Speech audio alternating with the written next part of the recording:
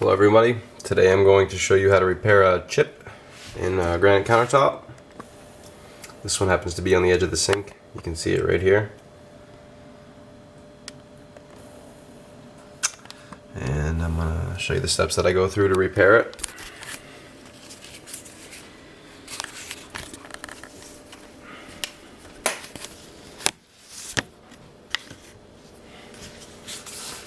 First thing that I do is I take a piece of this actual stone, and this happens to be Ubatuba granite. So I've taken a piece of it and I've crushed it up so it's just powder crushed stone. And then I have a 2-part penetrating epoxy, and I'm going to mix this up. You don't want too much epoxy. You want to mix it to almost the density of a paste, so to speak.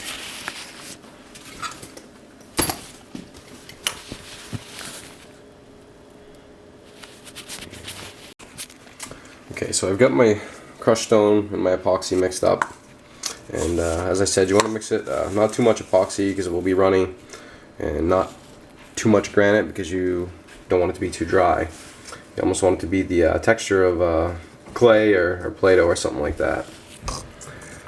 And then what you do is you take a little bit of it and you actually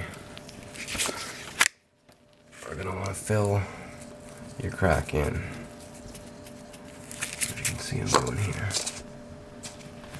Bear with me because I'm trying to hold the camera and do this at the same time. But you want to make sure you fill it in good. You don't want too much on there. And you can see I've got it filled in. Overlap it just slightly. I always tamp it with my finger, as you can see I'm doing here, just to make sure I actually get it in the crack. It fills it in good.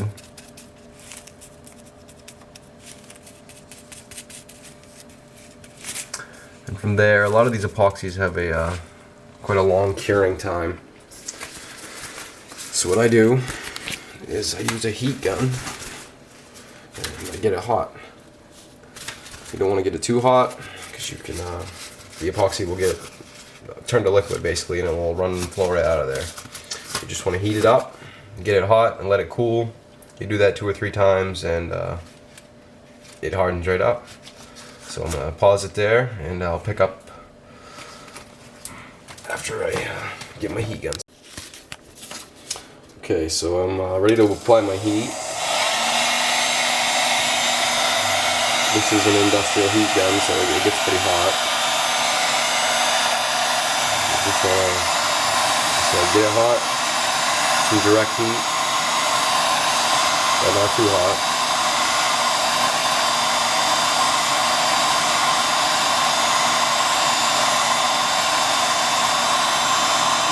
Real good, real quick, get a good shot of heat. You'll see it start to bubble slightly, and then you want to back off. Once you back off a little bit, I always go back to my patch. Just tamp it down a little, gives you a chance to feel how hot it is. Make sure you're still in your hole good, and try to flatten it as much as you can without you know, actually putting a dent into the chip, and letting it be, you know, dipped once you are ready to grind it back off and polish it. So as you can see there, that's how I heat it up. You got to do that 2 or 3 times, allow it to cool, and that will be hard as a rock, and you'll be ready to grind it off. So I'm going to pause there and I'll pick back up when I'm ready to grind. So I've got my patch made. I've got it all hardened up. As you can see, a couple things to remember. I happen to actually be in the customer's home doing this. This is an installed countertop. So I've taped up the sink here because I'm going to be grinding this back off and repolishing it. Given the chance I slip with my grinder and hit the sink, I'm not going to scratch it and then be responsible for another problem. So always make sure you prep your surface area. That's one key thing.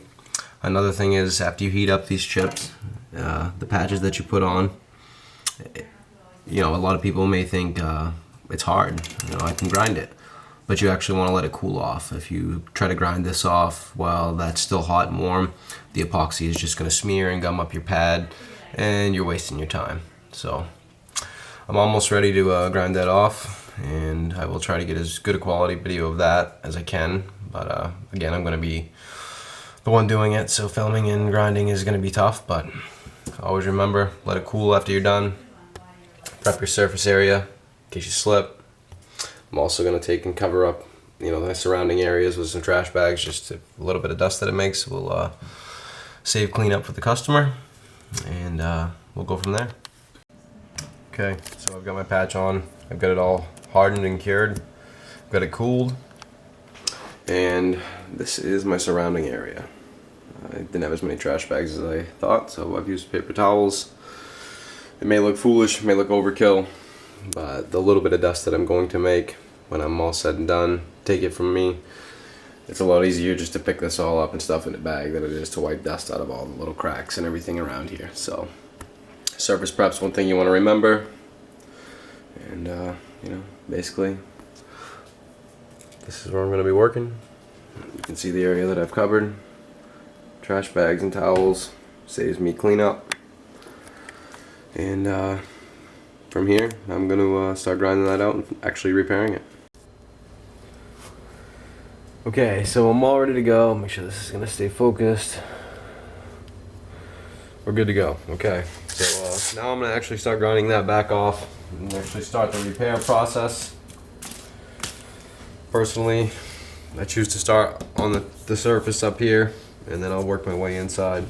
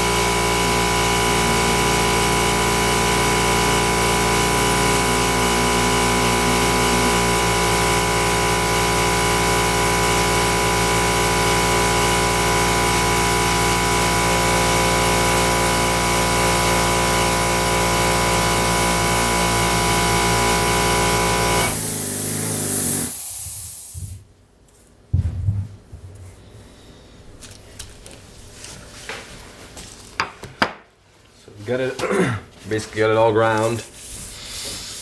Another thing you're gonna learn in this video is you see I just ground on the top of this here. This is the surface. A lot of people have trouble matching the shine on the surface with what the factories do with the big machines once they've had to grind on it and dull it up. And that is dull. Just dry this a little bit and let you get a look at it. But you can see there, it's pretty dull, looks rough. You saw the chip before. I'm going to pause this video for a moment. That was a 100 pad that I started with. I'm just going to go up through my pads to a 3000 and then I'll work on the surface shine and I will show you that too. So as far as fabricating, you're just going to grind the edge and the top, and you're gonna have to redo your edge because obviously there's a chip here and you grind this down and it's gonna mess it up, so you're gonna actually have to refabricate your edge and then work on the surface, and I'll show you how to do that when I'm done. So as for right now, I'm on a 100 pad and I'm gonna go up through my pads to a 3000 and we'll pick back up with a video there. Okay, so I've got my chip all done. I've refabbed my edge and I've actually polished the surface here up to a 3000, but as you can see, that's shine from the factory. That's 3000 shine. With your pads, this is where a lot of people run into trouble. What I'm actually going to do now is I'm going to go to a set of dry polishing pads, and I'm going to start with the 800. Even though I've done this with my wet pads to a 3000, I'm going to go to a dry pad, 800, 1500, and then a 3000. And I'm going to hit those all with some speed, and you will see that it will take a little bit more of a shine by doing that. And just for those that are curious, this is the edge I refabbed. This is where the chip was, right here. And basically that's all taken care of. I've got to reseal it when I'm done, but now my problem is I've got to get the surface to shine. So as I said, I'm going to go through it with my dry pads up through a 3000. And then I have a felt pad that I'm going to use with some t-oxide polishing paste, and hit that real quick with that. And when I'm done with that, I will pick back up and tell you the next step.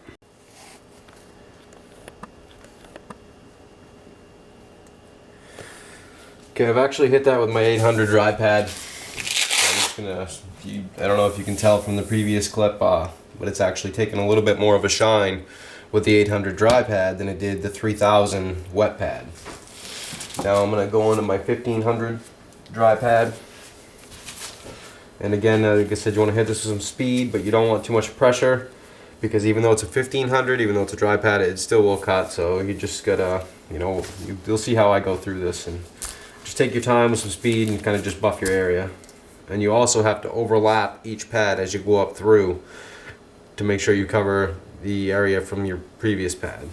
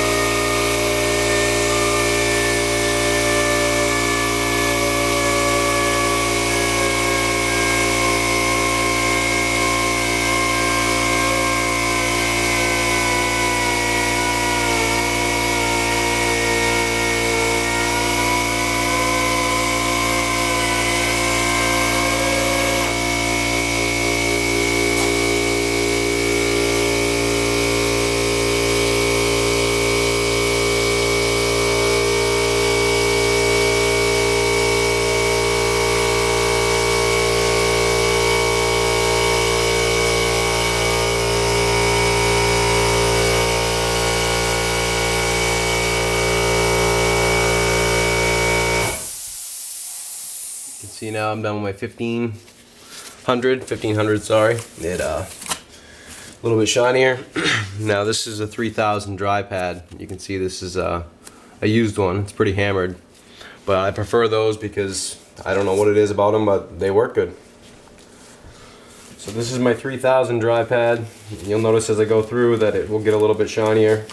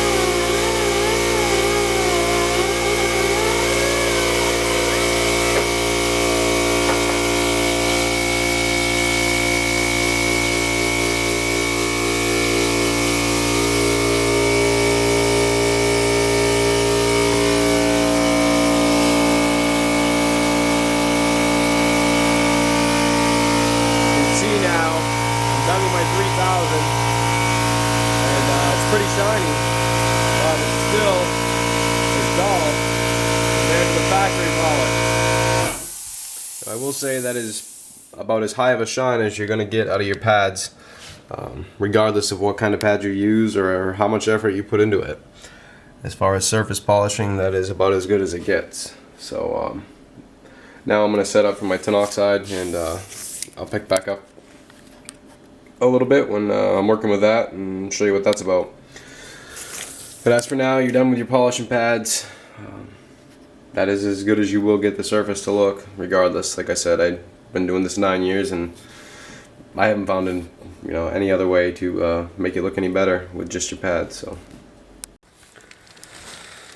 Okay, so I'm ready to go with my tin oxide, and basically for this, I've got just an electric grinder, variable speed electric grinder, and my tin oxide polishing paste. Well, actually, it's a powder. If you're really a granite fabricator, you'll know what tin oxide is. What I do is just sprinkle a little bit on top. Where this is a dark granite, I also have an additional polishing paste that's black that I'm going to mix with that white, because working on a dark granite like the Ubatuba here, it has just like fissure cracks and just little everything in the surface. If you go with just the straight white, when you're all said and done, that white powder fills in every little possible spot, and you have all kinds of white in a dark colored granite. So you don't want to do that. So from there, you just need a little bit of water.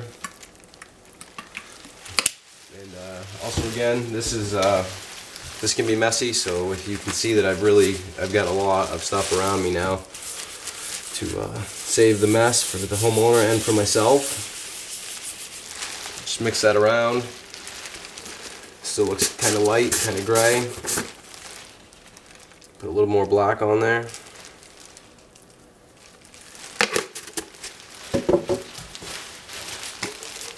Another dash of water.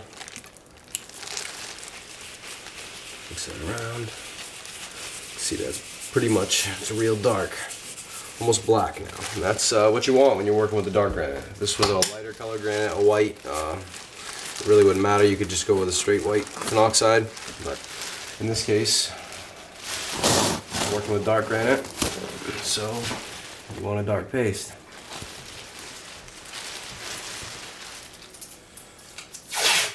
Just bear with me here. One more towel to put up. Save the mess. Back here. Okay, so here I'm ready to go now. Said just basically just a basic electric grinder. This is a felt pad. And, here I go. I guess it helps when you plug the grinder in too. Just for any of you that may watch this.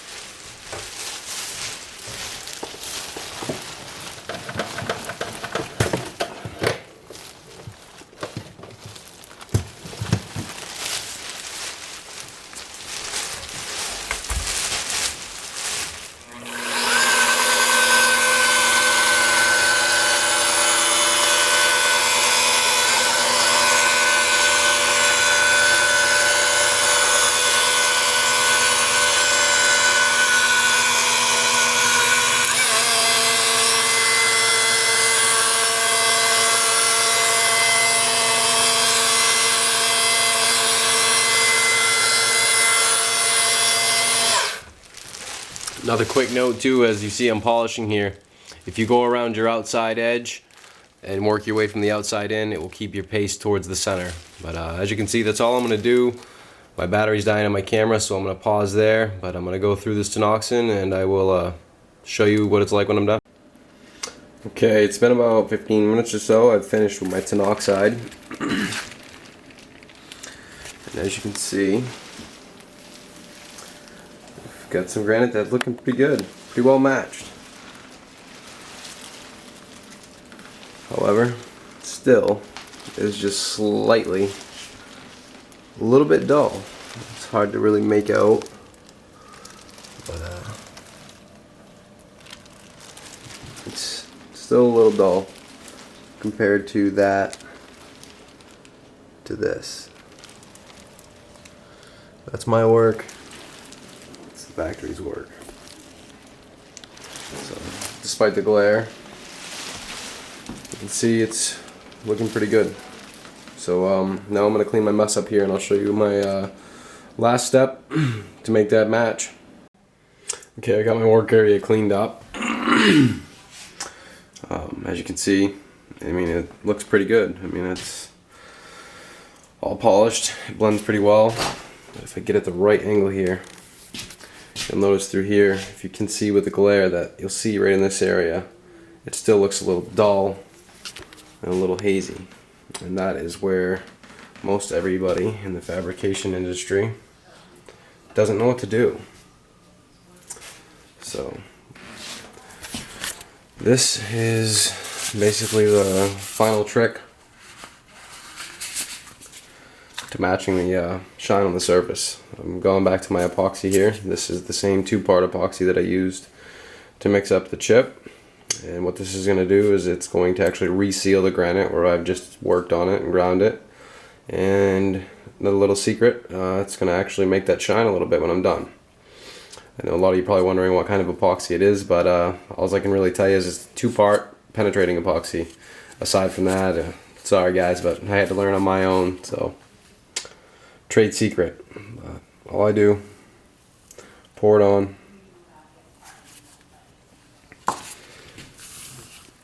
cover my area everywhere that I've just worked.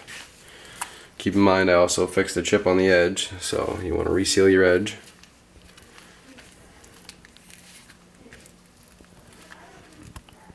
Sorry about the camera, I'm trying to watch what I'm doing.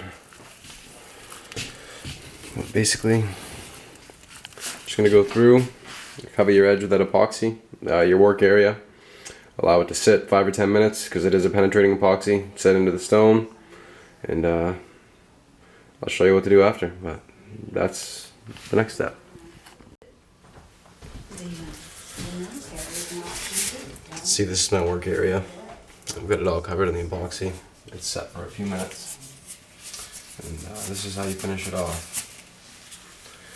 You're just going to take and wipe it all off best you can. When I say best you can, I mean really wipe it.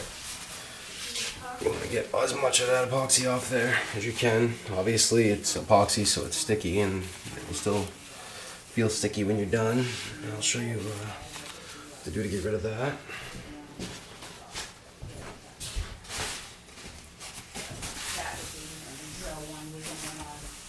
For your education, helps with your education, but you have to do 2 years of active duty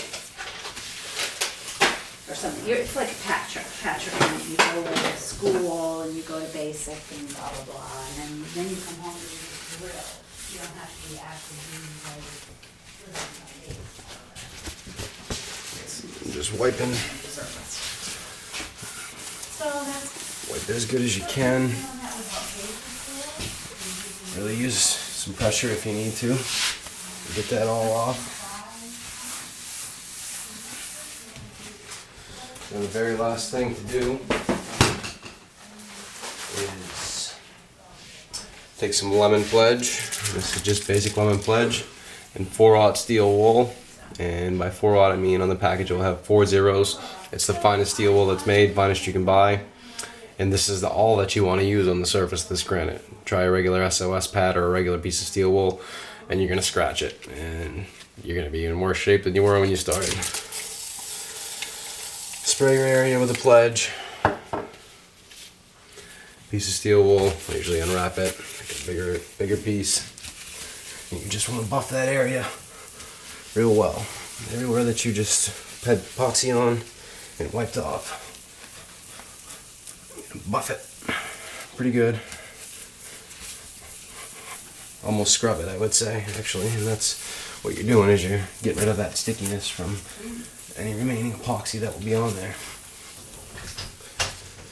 Now I will say, when you're done with the steel wool and you buff that all out, I'm just going to wipe that dry as well. And now a lot of times, when you're said and done, even after you use that steel wool and pledge, you wipe that all off, and sometimes this will still feel a little tacky and a little sticky. You give it a few hours to dry, and then you're going to take another piece of your 4/0 steel wool with no pledge, just the steel wool, after you've allowed the surface time to dry, and you're just going to go over and buff off the haziness that it leaves, and you're done.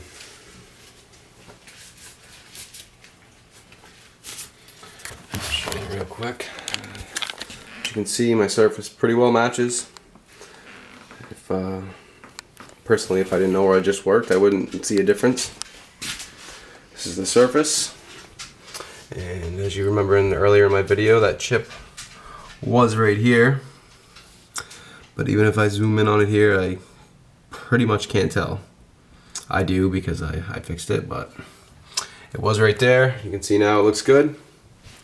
Surface matches, so there you go. That's the best I can show you on how to fix a countertop chip, and also how to make the surface shine like it did when you started from the factory. So thank you for watching, and I hope this helps somebody.